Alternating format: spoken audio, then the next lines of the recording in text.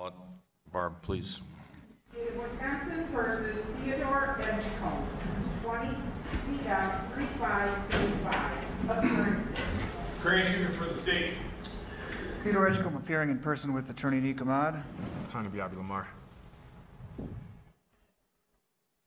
We're back. It's Monday morning. It's about 9:15. The jury's back. The state has, can you tell me who you have? And I believe the state's going to finish with their witnesses this morning, correct? Yeah, that's the hope. Your Honor, we have 2 DNA analysts, 1 detective and a citizen.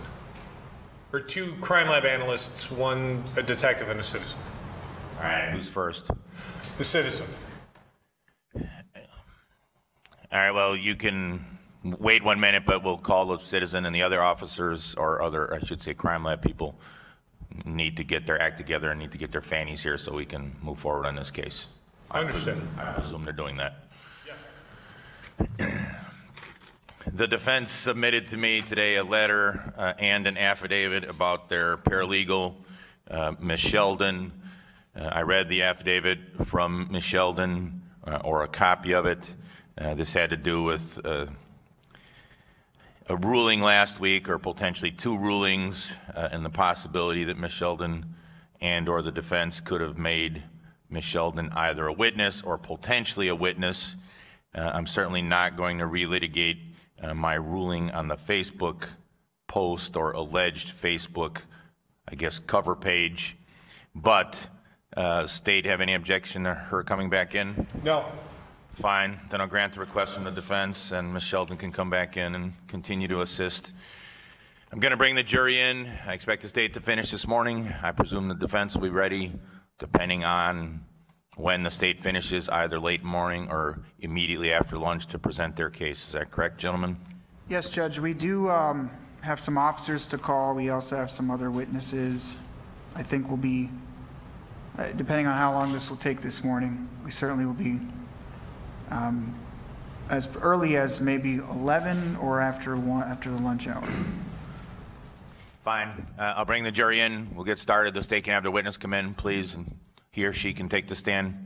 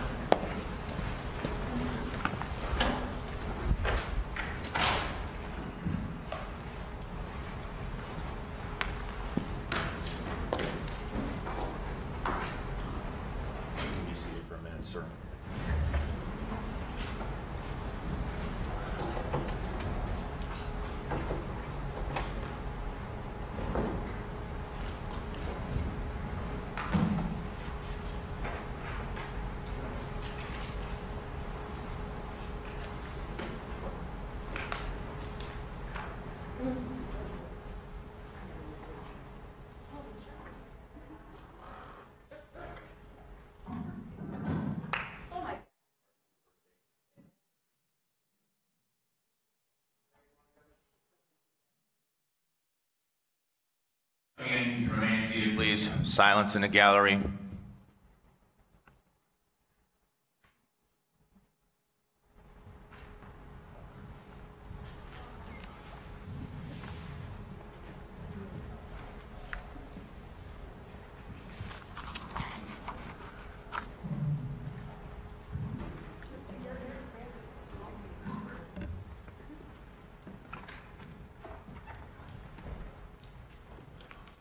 Morning, everybody. Welcome back. Did you guys all get the bagels? You're welcome. It was hard getting up at 4 in the morning to bake them and, put them in the oil, but it was a sacrifice I was willing to make. We're going to get started with the state's last witnesses. The state has a few more witnesses this morning.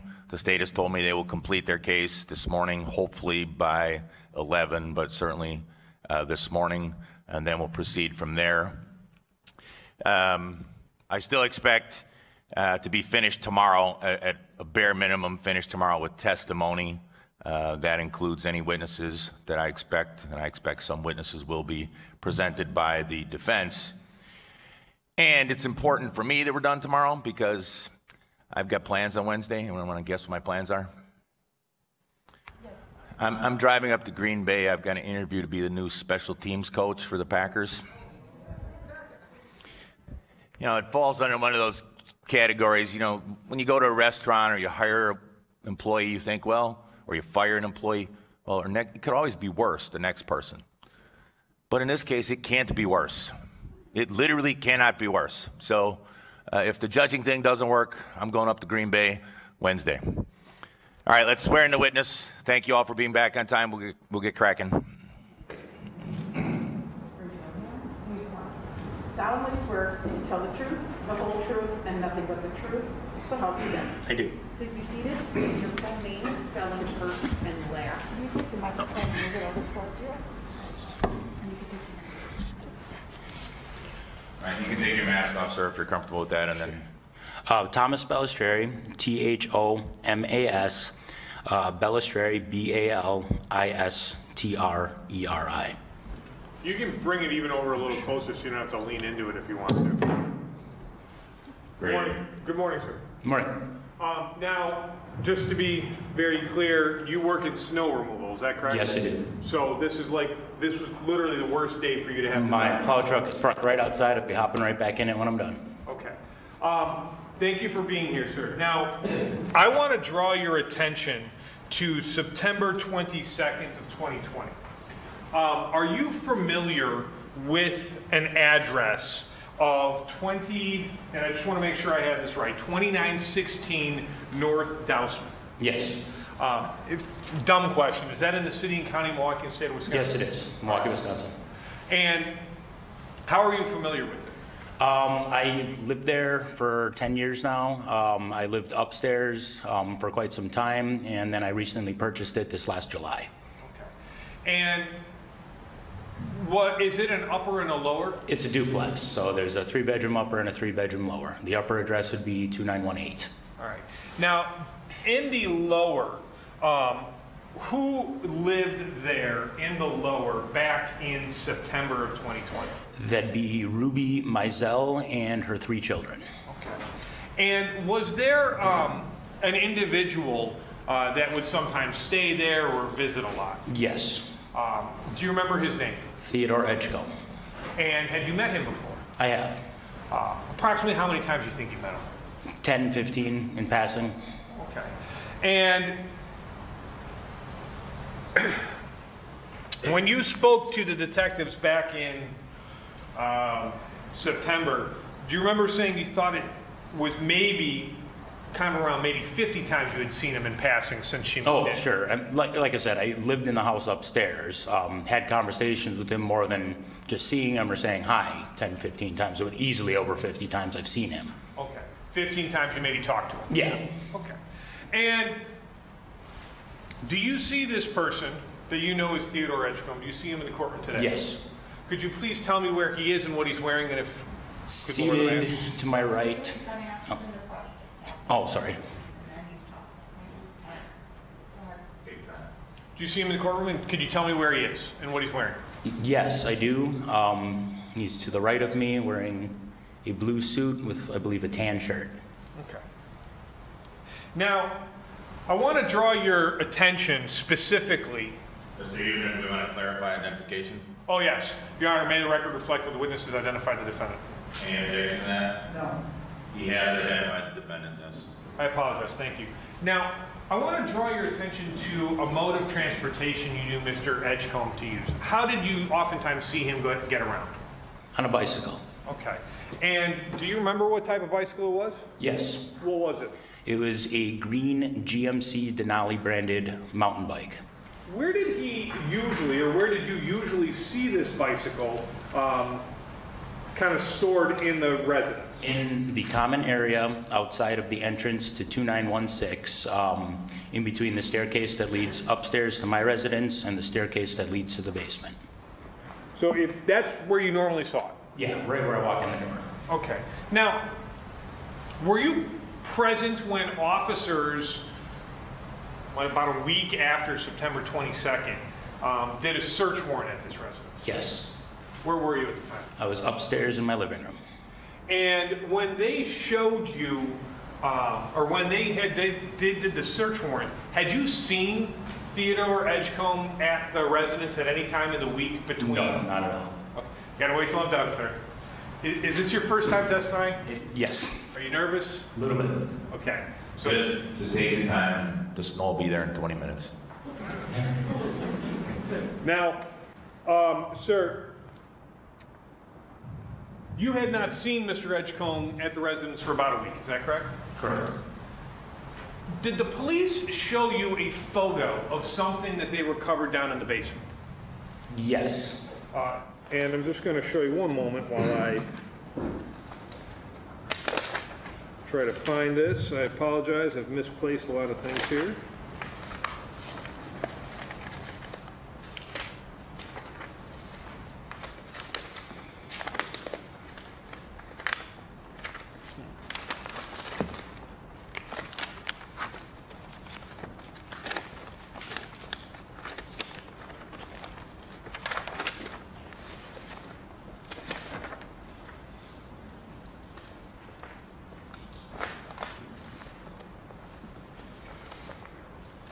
Well, while I'm looking for it, what did they show you that was in the basement? What did you see in that photo? A picture of a bicycle. Okay. Now, were you aware that the bicycle was down in the basement? No, I was not. I'm going to show you what's been marked as State's Exhibit number 60. Can you see that on the TV screen, sir? Yes. Do you recognize that bicycle? Yes. What is that? That is the bicycle that I would see Mr. Edgecomb use for transport. Okay. Do you remember stating anything about the fact that this bicycle was down in the basement as opposed to in the front hallway? It was normally stored in the front hallway. I have never seen it in the basement. That particular area is towards the back corner of the basement near the furnace, and it's not very well lit. Not somewhere I would normally go unless I was looking for something. Okay. So not only did you never see this bicycle in the basement before, it was in what, kind of a secluded area? Back right corner, to the right of that bench is where the security lockers are located in the property. The entrance to the basement would be behind you, and at the time there was quite a bit of items in the basement, so that was a very hard area to get to with a lot of things around it. Do you remember stating you thought this was suspicious? Yes. Okay. Now, sir, did they also show you some stills from some security video in an attempt to see if you could identify the person that was in those security videos? Yes, they did. All right. Showing you what has been marked as, for example, State's Exhibit number 86. Had you seen this one before? Yes. And showing you what has been marked as State's Exhibit number 88. Had they shown you that one before? Yes. And also State's Exhibit number 87, kind of both sides of all of them. You saw all these, is that correct? Yes, I did. Okay. Did you recognize the person that was depicted in those stills? Yes. Who was it? Theodore Edgecomb. Did you recognize the way his hair was? It's the whole person. His face, his hair, his body type, his clothing he typically wear, bicycle. It was kind of a yes.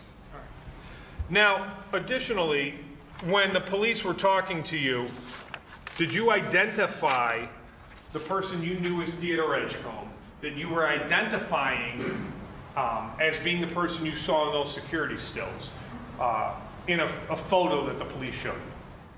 I'm sorry, could you rephrase that? Yeah, that's a horrible question. So they're talking to you about this person named Theo Edgecomb, the person you identified as the defendant, right? Mm-hmm. Is that a yes? Yes. All right. And they show you some stills and you go, yep, that's Theodore Edgecomb, the defendant, right? Correct. Okay. Had they shown you like a photo of the person and been like, do you recognize who this person is? And you go, yep, that's Theodore Edgecomb. Yes. Okay.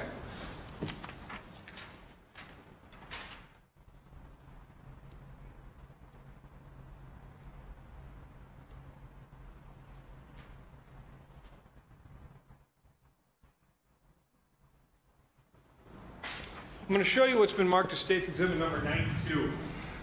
You recognize the person in the photo I'm showing you here? Yes, And who is that? Theodore Edgecomb. Okay. And placing 92 on the big screen. Is that the person you identified as Theodore Edgecomb? Yes. State moves states exhibit number 92 in evidence. Okay. Steve. One moment.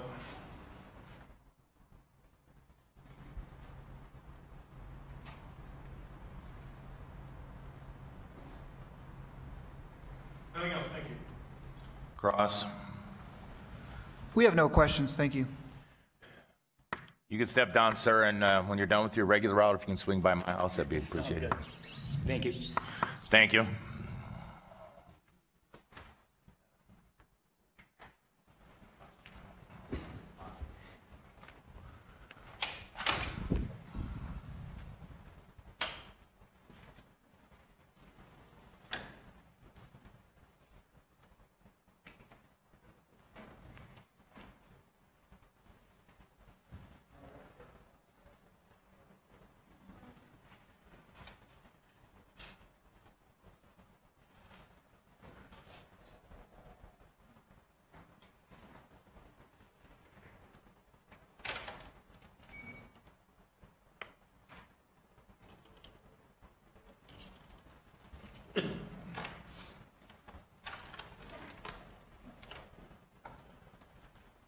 State calls Detective Rodolfo Alvarado. Fine.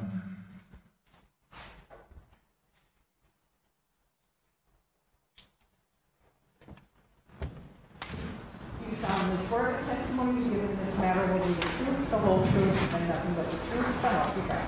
I do. Please be seated. State your full name, spelling first and last for the record, and you may remove your name. First name is Rodolfo, R-O-D-O-L-F-O. Last name is Alvarado, A-L-V-A-R-A-D-O. You can take it off your ear too if you want. Right, you can take it off, and if you can just scoot in and use the mic, detective, please. Detective, how are you employed? Detective of the Milwaukee Police Department. And what's your current assignment? I'm currently assigned to the Homicide Division How long have you been with Homicide? since 2016. Now, I want to draw your attention specifically to the homicide of Jason Cleereman that occurred on September 22nd of 2020. Did you assist in the investigation of that? I did. Did you go to the scene that day? Yes. Who were you with? I was working with my partner, Detective Martin Saavedra. And in terms of going there, when you arrived on scene, did you interview anybody at the scene in your vehicle? Yes. Who did you interview? I interviewed Miss Clearman. Okay. So that happened that night? Yes. Okay. What was her demeanor like when you were talking to her? When she first came into the vehicle, she was composed. I would say once I started talking to her, she became emotional. So when you were talking to her, there were times when she appeared calm, and then there were other times that her emotions got the best of her? Yes. Okay. Now, when you are speaking to her, is there anybody, like from her family or anybody else in the vehicle with you? No, it was just the three of us. I was seated in the driver's seat. She was the front passenger, and Detective Saavedra was the rear, seated in the rear seat behind her. Can you spell your partner's name? Martin is M-A-R-T-I-N. Saavedra is S-A-A-V-E-D-R-A.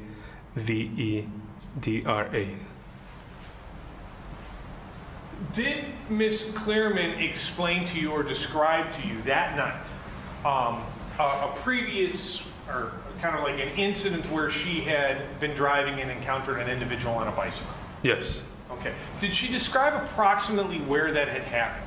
Yes, she indicated it was 1 block east from Casablanca. Okay, so she's telling you guys that night that it's just, you got Casablanca and it's on the next block over. That's correct. Okay. Now,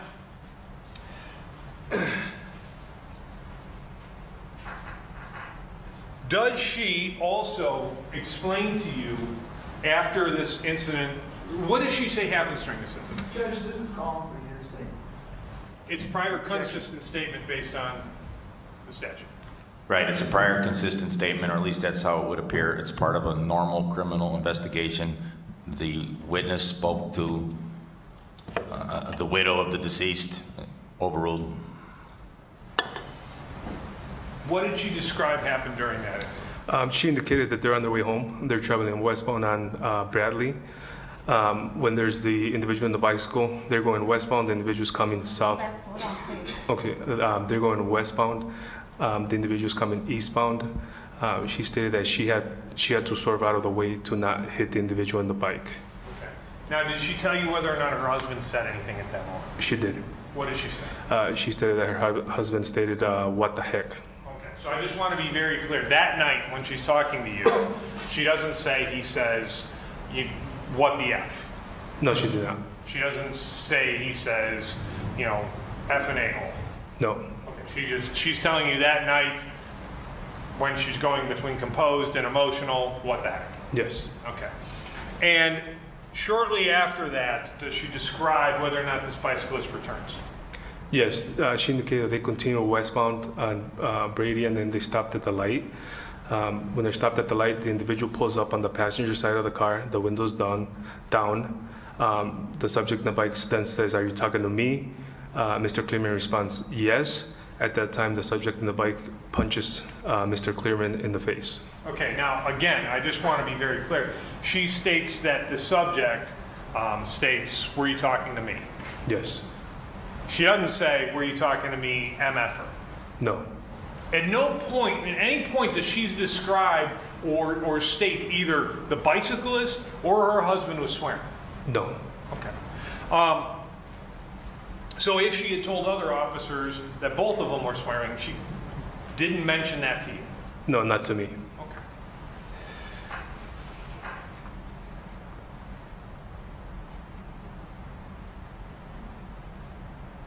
Did she tell you why she turned to go northbound?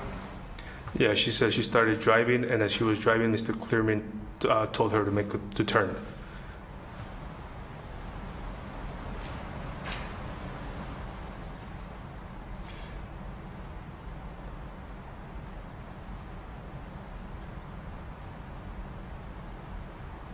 Nothing else, thank you. Ross.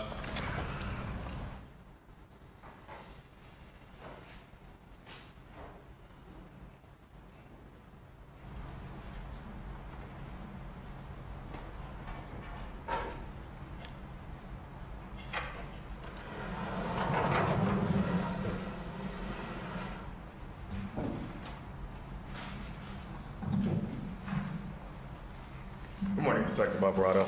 Good morning. Now, you indicated on direct that you had a conversation with Ms. Clearman at some point on September 22nd, correct? Yes. And that conversation would have been after she was initially interviewed by other officers, correct? That's correct. And did you look at your notes that you wrote as far as what she told you and compare them with the notes that other officers indicated from what our initial statements were? I did not. Okay. You also indicated on direct that Ms. Clearman indicated that the first incident would have occurred 1 block east of Casablanca, correct? That's correct. All right. And on that first incident, that would be an incident where there was an altercation with the vehicle involving Mr. Edgecomb, correct? That's where the swerving took place. All right. Did you ever go to the exact location where Ms. Clearman described the first incident to be? I did not. Don't you think that would be important to determine where a first incident would occur in order to ensure that there's a proper and adequate investigation in this case? I knew that as we were interviewing her, there was officers checking that the whole area going eastbound on Brady from Casablanca east. I'm sorry, I couldn't really hear you. I'm sorry. If you can. Right, you speak up, Detective. That there was officers checking for surveillance video checking going eastbound to include Casablanca and all the businesses in the area. Okay. But you have, the other officers are under your authority, correct? You're a detective, right? Yes. And the chain of command would mean that you would be you would have leadership. You would be, those officers would be under your direction, correct? Yes. All right. Can you name any particular officer who was involved in this investigation who identified the exact location of where the first incident occurred? No, I can't. Now, Ms. Clearman described the events that she believed or that she recalled that occurred on September 22nd, correct? Yes. Did she ever mention to you about Mr. Edgecomb coming to the vehicle and asking, "Were you talking to me?" Did she indicate that to you? Yes. Okay. And she also indicated that Mr. Edgecomb punched Mr. Clearman, correct? That's correct. Did she mention to you that Mr. Clearman immediately tried to open the door thereafter? She did not. Did she mention to you that Mr. Edgecomb drove off and he wasn't a threat at that point? No. Did Ms. Clearman mention to you that it was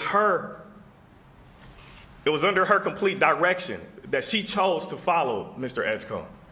Did she tell you that? No, she indicated that Mr. Clearman told her to turn. Okay. And did she indicate that she did not object to Mr. Clearman's request? No. Did she indicate that she was in the middle lane at the time she took a right turn to follow Mr. Edgecomb? No. Did she indicate that she screeched her tires and avoided two lanes that was in a direction and went directly in the bike lane where Mr. Edgecomb was at the moment? Did she indicate that to you? No.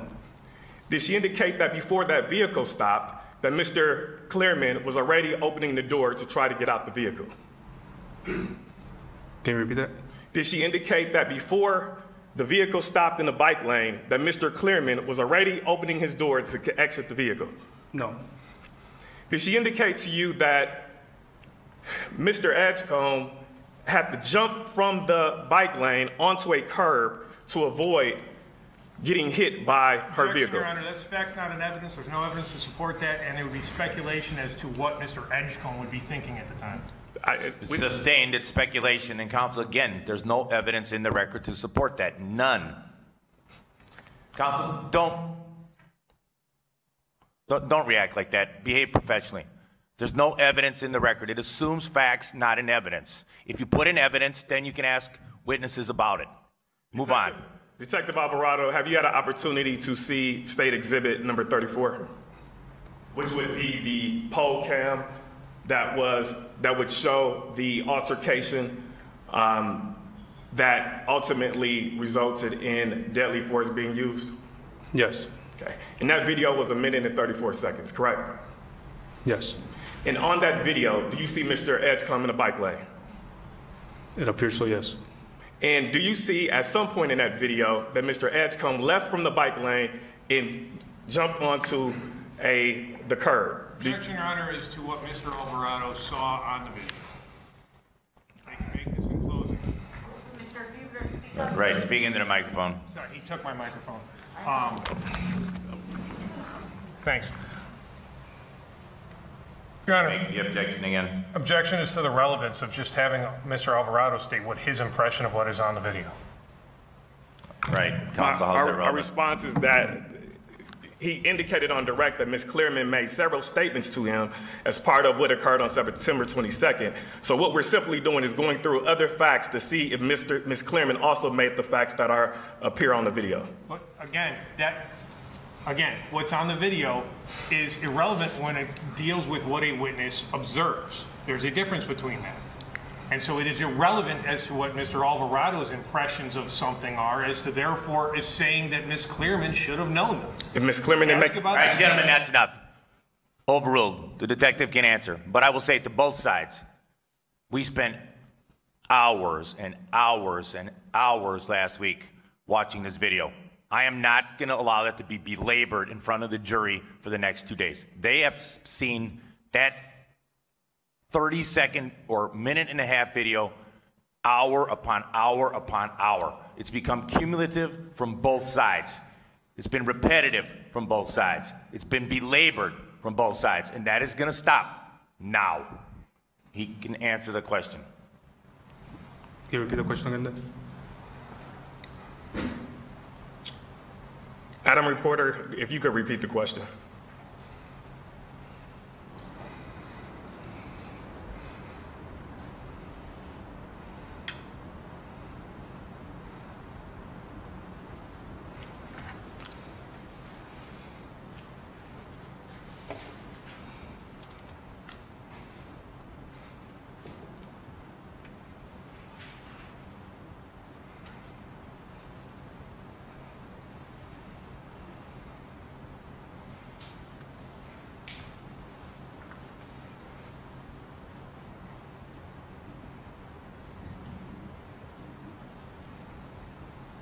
clear that Mrs. Clearman made several statements to him of what occurred on September 22nd. So we're simply going through the other. Before that. Oh, before that? That was hard. Oh, that was fine. I see. Okay. Thank you, Judge. And do you see at some point that Mr. Edgecomb left from the bike lane and jumped onto the curb? I can't see.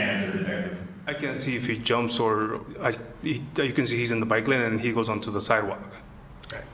And did Ms. Clearman indicate to you that at some point on September 22nd that her husband chased after Mr. Edgecomb?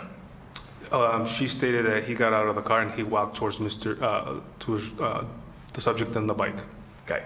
So just to clarify, Ms. Clearman never indicated that Mr. Clearman chased Mr. Edgecomb, correct? No, she indicated that he walked towards the subject on the bike. Did Ms. Clearman indicate to you that Mr. Clearman got into a boxer stance at some point on September 22nd? No, she did not. Okay. And did she indicate to you that she saw what she believed to be a gun that Mr. Edgecomb was holding at some point? Yes. And did she indicate to you that she yelled out to warn her husband that he has a gun, but her husband did not hear her? That's correct. And did she indicate that he was so close to him, indicating in Mr. Edgecomb that Mr. Clearman did not see the gun? No, she did not. Okay. All right, no further questions. Stayed. Regarding that gun, she stated the bicyclist just had the gun, pulled it up, pointed it at her husband, and shot him, right? Yes. No warning? No. No get back? No. Just pulls the gun and shoots him in the face? That's correct. Okay.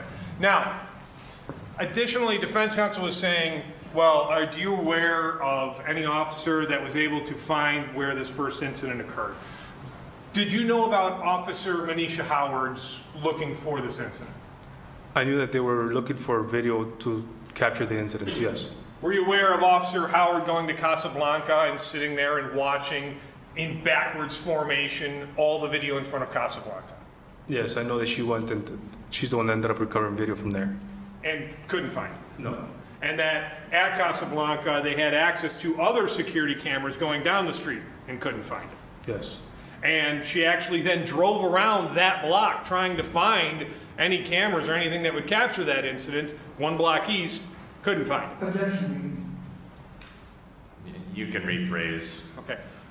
Are you or are you not aware, either one, that Officer Howard went to that location defense counsel was asking about to try to find it and couldn't find it? I didn't know specifically that it was Officer Howard that was going there, but I knew that there was officers going to the area to check for video and try to locate the scene, the incidents. Thank you. Nothing else. Defense, anything else? Yes. Now, Detective Alvarado, you indicated that there were several officers that was going looking for video on Brady Street, correct? Yes. But nobody knew exactly where the location was where the first incident occurred, correct? We had informed the sergeants on the scene that the first incident started checking eastbound, and that the first incident had occurred one block east of Casablanca. Okay. Now, as a detective on the scene, can you explain to the members of the jury how long would it take to ask Ms. Clearman to get in a vehicle with you to pinpoint the exact location where the first incident would occur? It depends, because the first thing we did was start the interview. We did the interview. When she indicated that it happened one block eastbound of Casablanca, I exited the car. I let the supervisor know, hey, this started one block east of Casablanca. Can you start having officers go check that area for surveillance video? And then they go and they start checking. We go back into the car and we continue the interview. Okay, Detective Alvarado, I want to be very specific. The question is, how long would it take to ask Ms. Clearman to get inside your vehicle and go exactly to where the incident occurred, the first incident occurred? How long would that have taken? 5 minutes, 10 minutes. Okay. And on September 22nd of 2020, you didn't have 5 minutes or 10 minutes to do that, correct? Sustained. Detective Alvarado, on September 22nd, did you allocate 5 to 10 minutes to do that? I did not. On September 23rd of 2020, did you ask Ms. Clearman to come with you and pinpoint the exact location? No. At any point in this investigation, did you ask Ms. Clearman to get inside of a vehicle to take 5 to 10 minutes to locate the location of the first incident? No. No further questions. State briefly. Briefly, just one other thing. On September 22nd, September 23rd, anytime from September until March, did the other guy in the incident ever walk into MPD and say, I know exactly where this thing happened? No. That guy was on the run, wasn't he? Yes. Okay, nothing else. Thank you. Anything from the defense? Further. All right, you can step down, detective. Thank you. State's next witness. Thank you.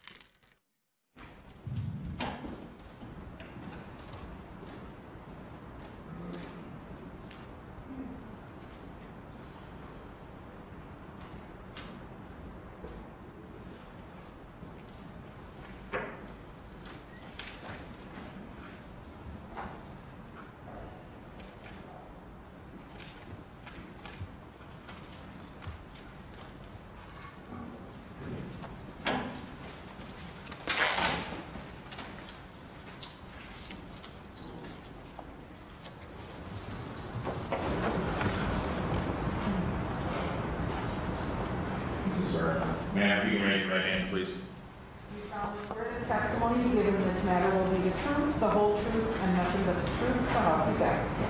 Please be seated, state your full name, spelling first and last for the record, and you may remove your mask. My name is Emily Schmitt. Okay. Scoot in, speak up, use your outdoor voice. All right, Emily Schmitt, EMILY-SCHMITT. Go ahead. How are you employed? I am a DNA analyst at the Wisconsin State Crime Laboratory in Milwaukee. How long have you been with the Wisconsin State Crime Lab? Over 7 years. And in order to be a DNA analyst, do you have to have any specialized training or experience? Yes, I do. What is that? So I have a Bachelor's of Science degree in chemistry with an emphasis in criminalistics from the University of Wisconsin-Platteville. Additionally, I went through an approximately year-long training program on the job at the Wisconsin State Crime Lab before being signed off to do independent casework. And are there testing that's involved in order to hold your position? I'm sorry, can you clarify? Is there like a proficiency testing? Is there something you have to do at the completion of that year-long training? So at the end of the training, there were written and oral exams. Additionally, twice a year, to be competent as a DNA analyst, I have to do 2 proficiency tests. Okay. Now, have you testified as a DNA analyst as to DNA and DNA identification in the state of Wisconsin before? Yes, I have. How many times? Over 25. Okay. And this may be impossible for you to know, but approximately how many items of evidence have you looked at in your career as a DNA analyst? I don't have a specific number, but I work around 100 cases a year. Each of those cases may contain anywhere from 3 to 10 plus items of evidence, so several thousand pieces of evidence. Now, let's start off. What is DNA? So DNA is sometimes referred to as the building block of life or the genetic blueprint. This is because it makes up all living things, including us as human beings.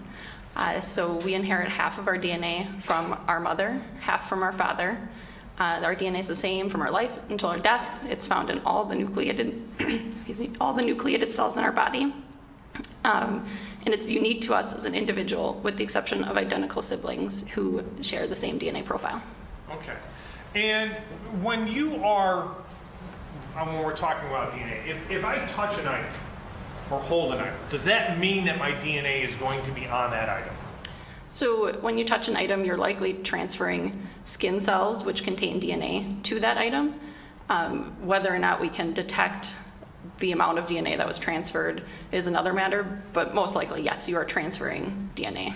Okay. And when someone is, let's say, had touched or handled an item, does that mean you're always going to be able to pick that up with a swab? No, it does not. Why not? So the amount of DNA that we would need to get a profile is very small, but it depends on the type of transfer. So if you touch it really fast, you may not be leaving enough DNA behind to collect. Additionally, there can be other factors, such as if the surface is cleaned or wiped after it's been touched, that could eliminate or remove DNA from the surface. I just want to be very clear. You're saying, for example, there could be environmental things that could prevent DNA from being recoverable. That's correct. Heat or cold, could that affect it? Yes, so heat can cause the DNA to degrade, meaning that it would kind of break down and we might not be able to detect a profile.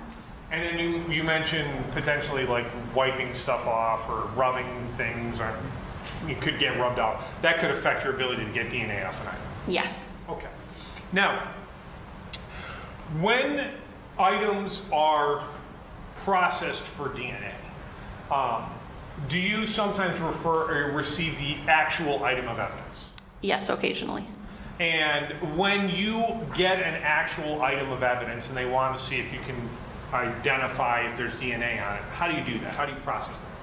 So if we're talking about an item of evidence, like a piece of clothing, we would look at that item of evidence, and depending on the case circumstances, we may be looking for a body fluid such as blood, semen, or saliva, which would do a visual examination for those items or those fluids. If we're just looking for something like who wore a shirt or a sweatshirt, we would examine the item and take a cotton swab that looks kind of like a Q-tip with just a swab head on one end and swab the area that we're looking to collect DNA from, and then that swabbing would be processed for DNA. Are there times where you just receive swabs? Yes. And those are swabs where, let's say, a police department swabs certain items of evidence and they receive and they go to you, is that correct? That's correct. Okay. Now, when you, either yourself, like trying to figure out if someone has touched a firearm or looking at a swab that police believe someone may have touched or handled, when you receive these swabs, are there times when you have received swabs that people believe that there might be DNA on it and you just find no human DNA on it? Yes, that does happen. Okay. Are there times when you get swabs and there's human DNA, but there's not enough for testing purposes? Yes, that happens too.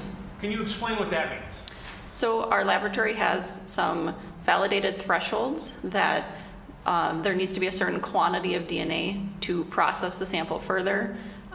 If the quantity of DNA in a sample is above that threshold, we know we'll likely get a DNA profile. If it's below that threshold, based on our validation and studies, we won't get a DNA profile that's usable, so they won't be processed further. So we'll say that there's not enough DNA present. Are there times when you can get a profile? Actually, before I get that, are you familiar with the term STR? Yes. What is STR? STR stands for short tandem repeat. These are the small segments on the DNA strand that we're looking at when we develop a DNA profile. So you can kind of think of it like if the DNA strand is one sentence, the STR is one word within that sentence. So we're looking at these words or STRs on the DNA and counting how many times they're repeated in a row over and over again. And that repeat number makes up part of your DNA profile. And so that is how, when you're looking at STR, you get the STR profile for potentially an individual. Yes. And you're looking to compare that profile from an individual to what you may see on a piece of evidence. Correct. Are there times when you can get DNA from more than one person, either on a piece of evidence or a swab? Yes. Is that called a mixture? That is called a mixture, yes. Okay. Now, we're going to talk a little bit about, because there are mixtures in this case, are there not? Yes, there are. Okay. Are there times when you can have a mixture, but there's just too low level and you can't do anything with it? Yes. What does that mean? So sometimes when we look at a mixture of DNA, that's DNA contained from more than one individual, maybe there wasn't a lot of DNA there to begin with, and the profile is just very limited or partial, and it doesn't meet our standards for being able to make any comparisons to. Okay. Now, are there times where that that mixture of more than one person can be too complex for you to do anything? Yes. What does that mean? So in that case, similarly, we're looking at a mixture of more than one individual.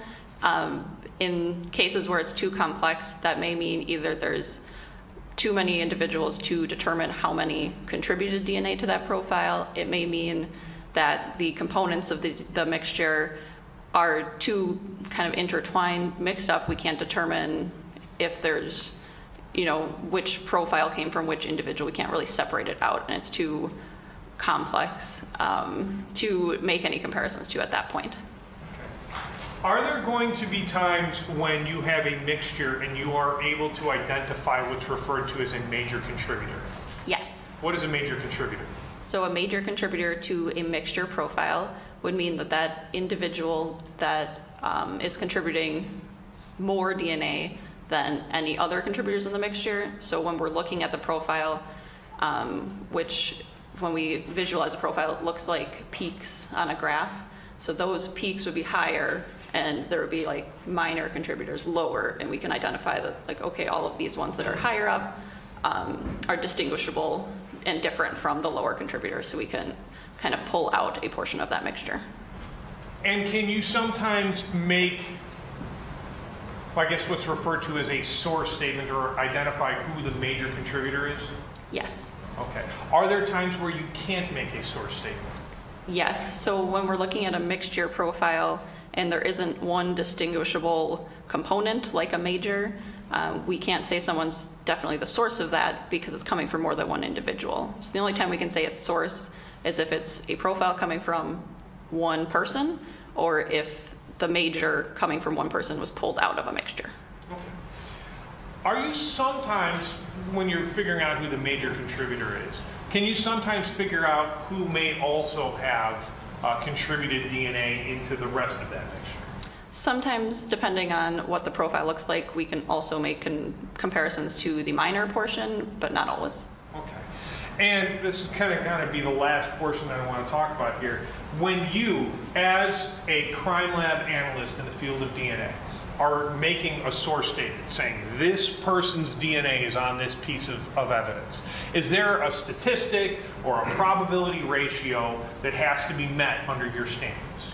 Yes. So for our lab, at our lab, to be able to say that someone is the source, the statistic associated with that is over 1 in 7 trillion, which is approximately 1,000 times the world's population. Okay, so unless it meets this ratio of basically 1 in 1,000 times the Earth's population, you can't say it's someone's DNA, can you? Correct. Everything other than that is what, just a consistent with? Consistent with, and we would state a statistic, yes. Okay. Now, additionally, are you familiar with the term buccal swab? Yes. It's pronounced buckle. I usually say buccal, but is it buckle? I say buccal. All right, great. What is it? A buccal swab is a swab from the inside of someone's cheek. Those are the buccal cells on the inside of your cheek. It is a known standard coming from that individual. So that's what we would use to say that's my DNA profile and I can compare it to the evidence, for example. And when you're dealing with live individuals, that's usually a buccal swab. Is that correct? Correct. When you receive DNA standards from an autopsy, how do you normally receive that? Those are received as a dried blood standard. Okay. A dried blood standard. I want to show you what has been marked as State's Exhibit number 91. I'd ask you to take a look at it and tell me if you recognize it.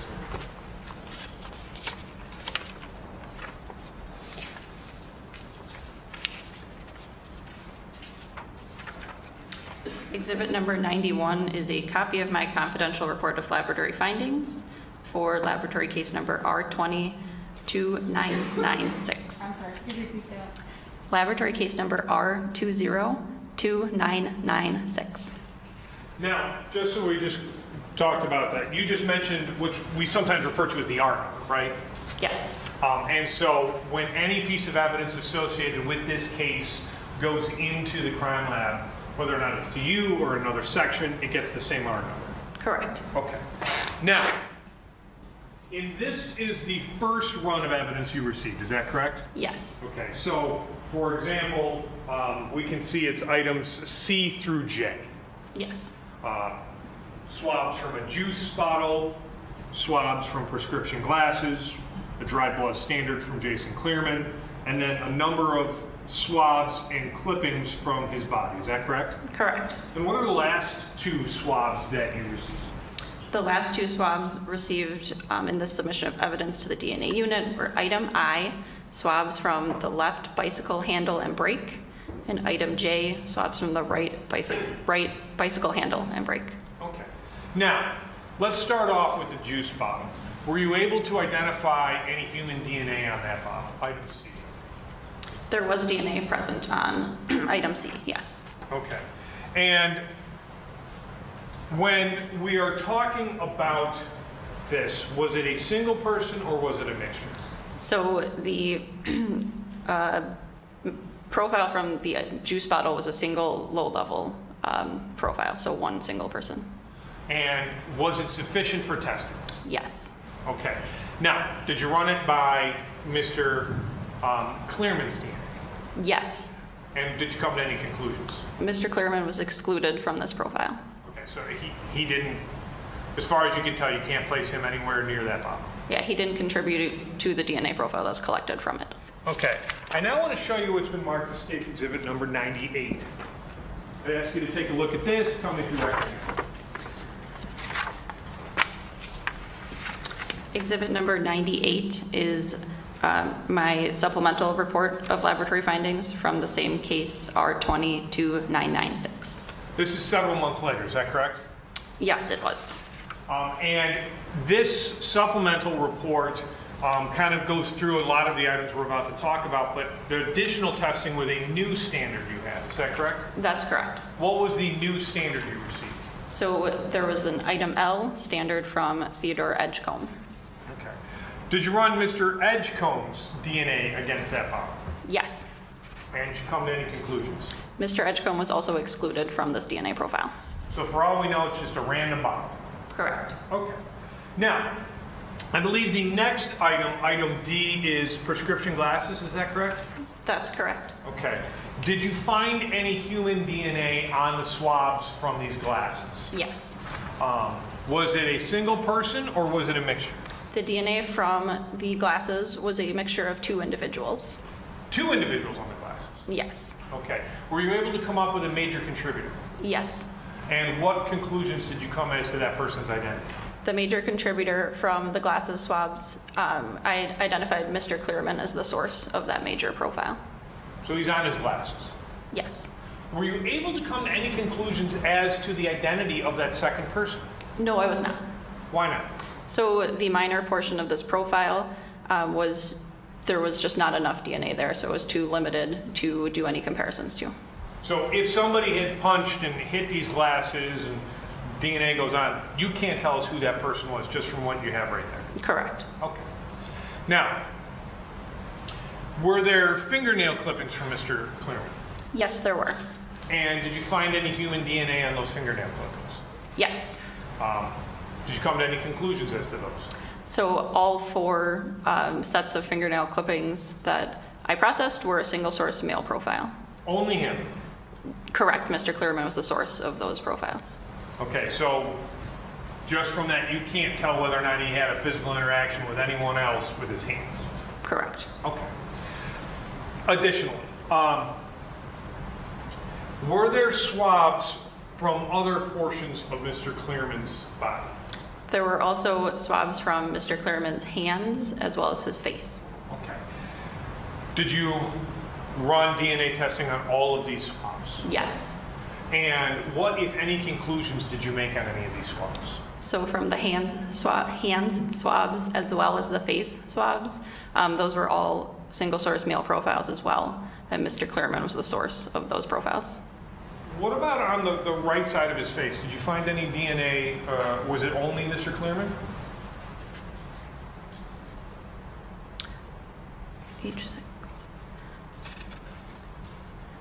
Yes, that was also a single source profile. Then Mr. Clearman was the source. So if somebody punched him on the right side of the face, DNA can't tell us anything about it? Correct. Okay.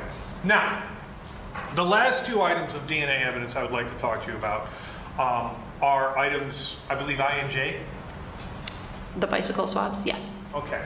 And where were these purportedly taken from? So item I was reportedly taken from the left handle and brake, and item J from the right handle and brake of the bicycle. I'm placing State's Exhibit number 60 on the big screen. I want to just be clear, are you present when any of this stuff is taken? No, in this case, I just received swabs. Okay. So you don't even know if State's Exhibit number 60 is where these swabs are taken from, do you? No, I don't. Do you know how all of these swabs play out into the larger investigation? No. All you know is the stuff comes in and you tell them what you find. Correct. Okay. Now, did you find human DNA on both swabs from both the right and left handles and brakes? There was human DNA detected on both the right and the left handle. The right handle and brake swabs, there was only a limited amount of human DNA. So the right, if we're looking at it, what did you say about the right? There was human DNA was present, but in a limited amount, so it didn't meet that quantity threshold to develop a profile. Was it could you tell us if it was one person, multiple people? I can't because it wasn't processed past that quantity stage. So there was so little human DNA on this brake and handle that you can't tell us who may have been holding on to this brake and handle of this bike. That's correct. Okay. What about the left? On the left bicycle handle, I was able to develop a DNA profile that was a mixture of two individuals, including at least one male. Why do you say at least one male? So male DNA is, so we have an X and a Y chromosome. Only males have a Y chromosome. At that location, we can see that there's a Y present, but we can't see if there's more than one present to determine if there's more than one male. So we say at least one. Okay, so you see two people's DNA, or DNA from approximately two people, at least one of them is male. Could be both, could be just one, right? That's right. Okay, so there's limitations. In terms of this mixture, were you able to come to a major contributor? No. Why not? So the profile, there wasn't a clear individual that was the major in this case. It was processed seeing who was included into the mixture in general, looking at both parts of the mixture. Okay, so you're saying what we're about to talk about is just talking about that this person is part of the mixture. Maybe major, maybe minor, you don't know. Yes. Okay. Jason Cleereman, was his DNA in part of this mixture? So when we compared Jason Cleereman's standard to this mixture, it was determined that it was at least 917 million times more likely to observe the DNA profile if he was not included in the mixture than if he was included in the mixture, which is a lot of talk to say that there's very strong support that he's excluded from this mixture profile. Most likely he's not on that DNA, is that correct? Correct. But just to be very clear, you're not testifying he's not on there, are you? Correct. I'm saying there's strong support that he is not. Okay. Now, what about Theodore Edgecomb? When we compared Mr. Edgecomb's DNA to this profile, it was determined that it was at least 1 quadrillion times more likely to observe that DNA profile if Mr. Edgecomb was included than if he was not included. This is equivalent to saying there's very strong support for inclusion of Mr. Edgecomb in the mixture profile. So it is most likely that Mr. Edgecomb's DNA is on the left handle and brake. Yes, there's strong support that he's included in that mixture profile. But you can't testify that he definitely is, can you? I cannot say that he's the source, no. Can you even tell us whether or not he's the major or the minor contributor? No.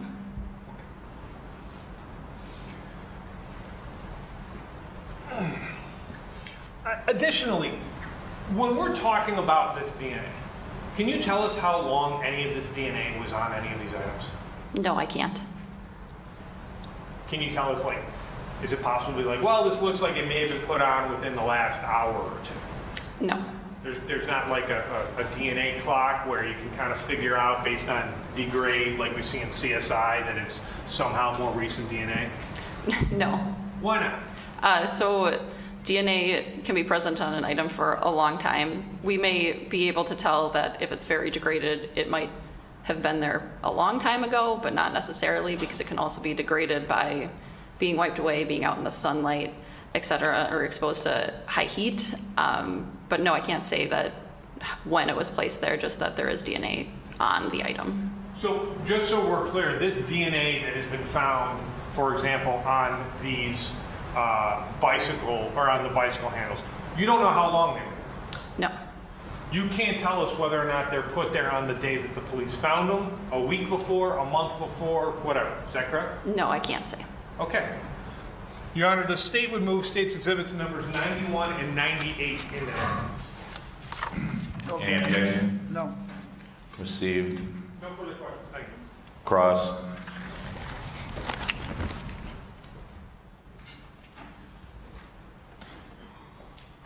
All right, good morning, Ms. Schmitt. Good morning. Fair to say, if an item wasn't submitted for testing, you wouldn't have a DNA result, right? Correct. If there's nothing for me to test, I have no DNA results from it. Okay, and just to confirm, in this case, case number R20-2996, you never received any item for testing such as a knife, correct? No, I did not. You also didn't receive an item such as a White Claw can, correct? No. As far as the standards we were talking about, and I think you referred to a buccal swab, right? Correct. So for Mr. Clearman, was that also a buccal swab standard or some other kind of swab? So for Mr. Clearman, it was the dried blood standard that I said we typically get from if it was submitted at autopsy or from an autopsy. And that was item E in your report, right? Yes. Okay. So you received that, and then you ran some testing against that standard to see what that matched up with in terms of the items, correct? So I ran the evidence profiles, and then after looking at those, made the comparison from the standard to the evidence. Okay. And then at a later point in time, you also received Mr. Edgecomb's buccal swab, right? Correct. But you never received Evangelina's DNA profile, correct? No, I did not. And when I say that, I mean Evangelina Clearman. You never received any sort of standard from her, right? Correct. I did not. So none of the evidence was compared against her profile. Fair to Objection, say? Honor, relevance. Sustained. I have nothing further. You also never got swabs from a murder weapon, did you? I don't think so. Any swabs from a 9mm handgun? No. Nothing else, thanks. Defense, anything? No, thank you. All right, you can step down, ma'am. Thank you. Does the state have another witness? We do. State calls Heather Williams.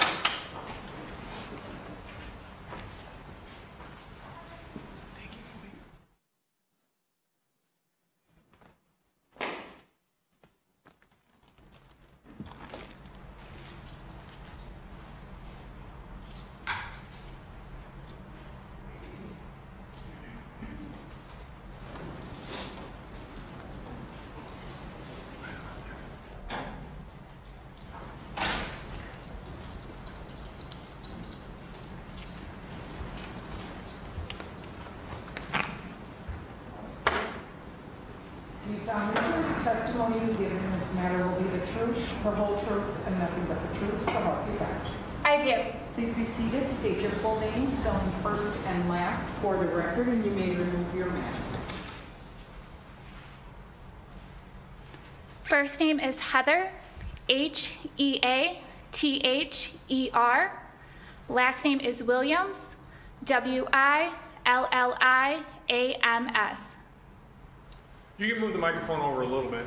Thank you. How are you employed? I am a firearms and toolmark examiner at the Wisconsin State Crime Laboratory located here in Milwaukee. And how long have you been a firearm and toolmark examiner? Approximately 6 years. In order to hold your position, do you have to have any specialized training or experience? Yes. Could you briefly tell us about that? I first hold a Bachelor's of Science degree in Law Enforcement and Justice Administration with a minor in Forensic Science from Western Illinois University. I also completed an internship at a forensic crime laboratory, and I also completed the Wisconsin State Crime Laboratory Firearms and Toolmark Training Program. It's an apprentice-type training program, much like, say, a plumber or electrician, in which you get both hands-on and classroom-like instruction. At the conclusion of that training, is there some testing or something that you have to go through in order to become a firearm and toolmark examiner at the crime lab? Yes, we are required to complete competency tests, which is mock casework. Once that has been successfully completed, we are then authorized to perform duties in the firearms and toolmark discipline. And then is there further testing that occurs as you remain in employment in this position? Yes, we are required to complete and pass proficiency tests in the different areas of firearms and toolmark examination on a yearly basis. Have you testified as an expert before in the field of firearm and toolmark examination? Yes, I have. Approximately how many times? If I recall correctly, this will be my 49th opportunity to testify. And in terms of handling or looking at items of evidence, is it even possible for you to tell us how many items of evidence you've looked at? At this point, I believe I've done approximately 24,000 examinations on over 8,000 pieces of evidence. Okay. Now, to begin with, what is firearm and toolmark examination? Firearm and toolmark examination is the comparison analysis of fired evidence, compares bullets to barrels and cartridge cases to firearms.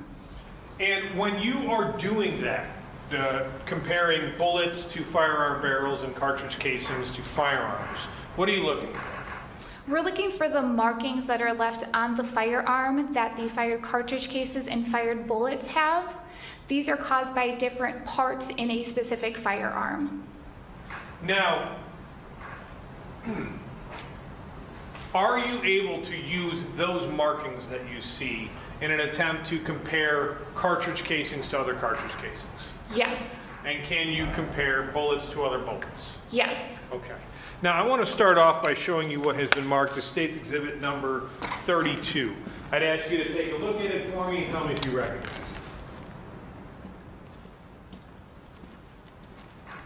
I recognize this as one of the items that I analyzed for this specific case. I know that based upon the yellow laboratory sticker, has the laboratory case number associated with this specific case, the item designation for this specific case, as well as it has my initials and date that I took this piece of evidence into custody. Also, the packaging is going to have my initials and date that I completed my analysis on the evidence. And the actual physical cartridge case here is going to have the laboratory case number, item designation, my initials, and the date that I examined this piece of evidence. And you state you actually, literally carved that into the item of evidence, is that correct? Correct, yes. We scribed that information into the piece of evidence. Right there onto the evidence, so just so we can make certain that you can see on there, is that correct? Correct, yes.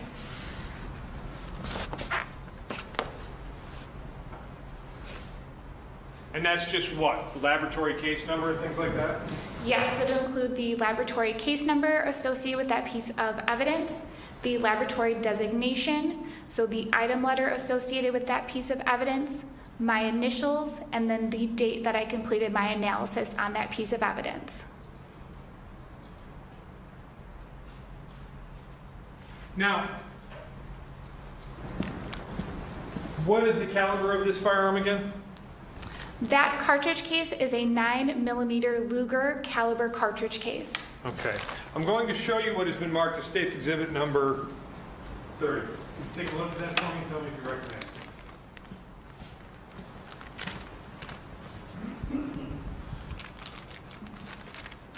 I recognize this as a fired bullet that I analyzed for this specific case.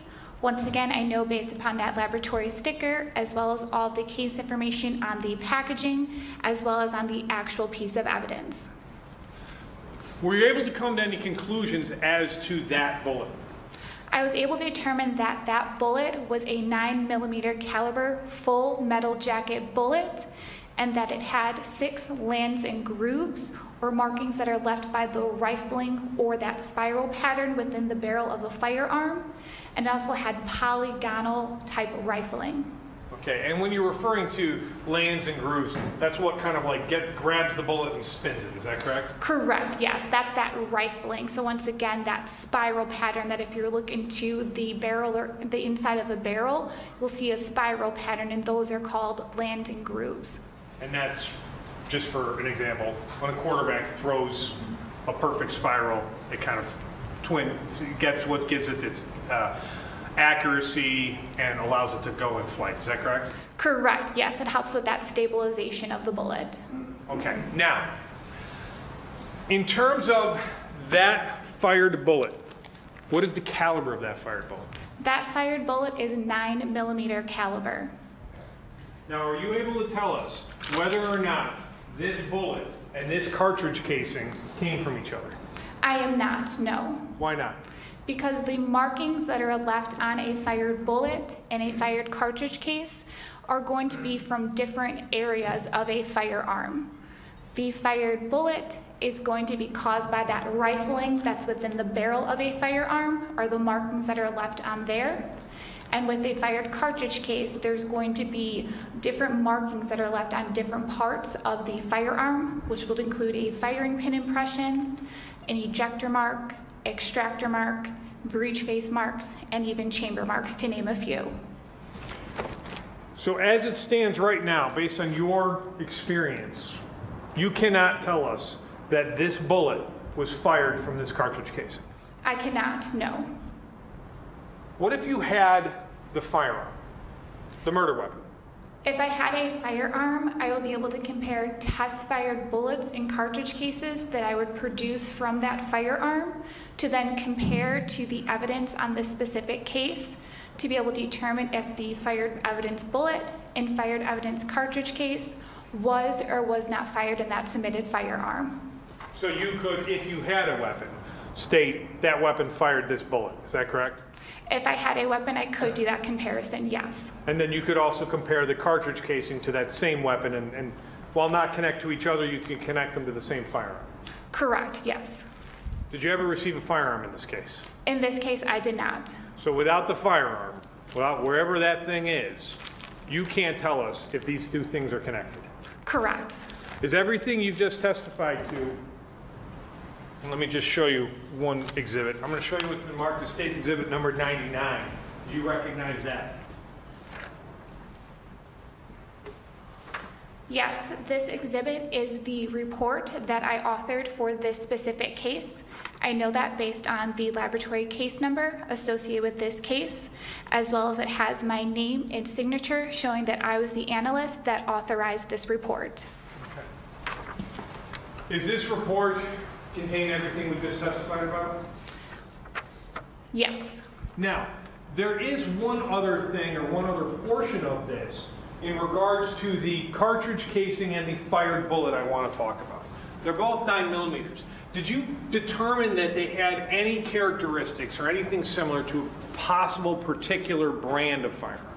Yes, based upon the class or basic characteristics that I saw on the fired bullet and fired cartridge case, I was able to determine that it is possible that the fired bullet and fired cartridge case were fired from a 9mm caliber semi-automatic pistol manufactured by Glock. We have a state move, State's Exhibit number 99 in that. Steve. Nothing else, thank you. Ross. One moment, Judge. We have no questions, thank you. All right, you can step down, ma'am. Thank you. State rest, Your Honor. State rest, please. Subject to rebuttal. Yes. All right, I'm sending the jury out. What that means is the state is resting their case subject to rebuttal. I'm going to send you out for maybe 15 minutes, 20-minute break. We'll be back. I'll advise you on how we're proceeding. Follow my bailiff out. I'm sure you remember all the rules from last week. No discussion of the case, no deliberating. We'll see you back in about 15 minutes. I'll let you know how we're proceeding and progressing for the rest of the day. Everybody else can remain seated, please.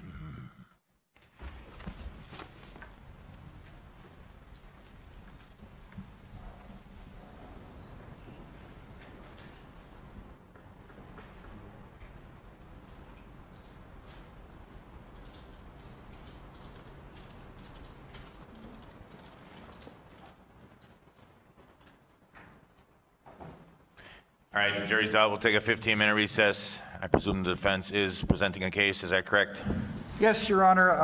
A couple of things, though, I want to place on the record. I believe during the redirect of Detective Alvarado, the state basically commented that the defendant didn't make a statement or come to the police. I think that's improper because we didn't open the door about that. We talked about a different, I don't remember exactly what was stated, but to contrast what the defense had asked during cross, Attorney Huebner said on redirect, mentioned the defendant didn't come to a police station, didn't come in or whatever. So I think that's a right to silence sort of violation there. Mr. Huebner. Your Honor, commenting on the defendant's right to silence would be if I was talking about the fact or commenting on the fact that when the defendant talked to police, he remained silent. This is talking about the fact that she remained on the scene and provided them information, and they're stating, well, why didn't you do this? The defendant didn't stay on the scene. The defendant didn't go into a police station and tell them what happened. The defendant didn't do any of it. He fled. That's one of the main reasons why they couldn't find this exact spot was because he takes off, and she's an upset woman, and they did the best they could with the information. Right, it was valid questioning. Mr. Lamar, again, tried to imply that the police officers were not doing their job.